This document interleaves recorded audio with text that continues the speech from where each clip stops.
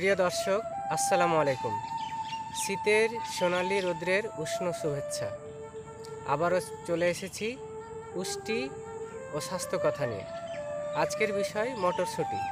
ইতিমধ্যে মটরশুঁটির খেতে বসে আছি, তবে তার আগে অন্য প্রসঙ্গে যাব। হার্ট ডিজিজ, লিভার সিরোসিস, কিডনিতে পাথর বা কিডনি ড্যামেজ, ডায়াবেটিস এ রোগগুলো কেন হয় জানেন? কারণ বেশি রাত জেগে থাকা এবং প্রয়োজনের অতিরিক্ত খাবার গ্রহণ করা। যেমন ধরুন, একজন সাধারণ মানুষের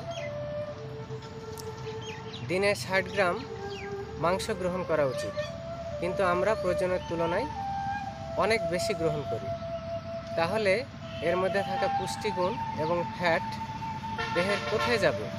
এগুলোই পরবর্তীতে আবার আমাদের দেহে জটিলতা সৃষ্টি করবে, হার্টের উপর প্রভাব ফেলবে এবং অন্যান্য অর্গানগুলোর উপর প্রভাব ফেলবে। তাহলে এবার আসা যাক, এই যে আমি যে বিষয়টি নিয়ে কথা বলতে চেয়েছিলাম, এই যে মটরশুঁটি। এখন মটরশুঁটির মধ্যে কি আছে? মটরশুঁটির মধ্যে আছে বিভিন্ন ভিটামিন এবং মিনারেলস।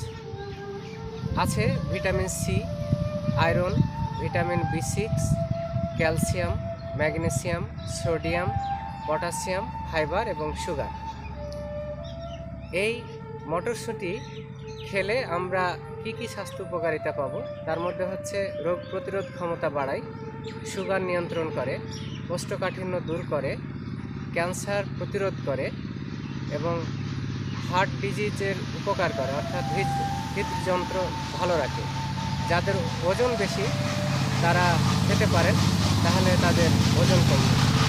এখন আমরা এই মটরশুঁটি কীভাবে খেতে পারি? এটা মাংসের সাথে দিয়েও আমরা খেতে পারি, শাকসবজির মধ্যে এটা মিক্সড করে খেতে পারি রান্নার সময়।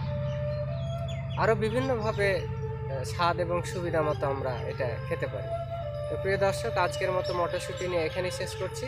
পরবর্তীতে আবার দেখা হবে অন্য কোনো প্রসঙ্গ নিয়ে। আপনারা সুস্থ এবং ভালো থাকুন। সকলকে ধন্যবাদ। আল্লাহ হাফেজ।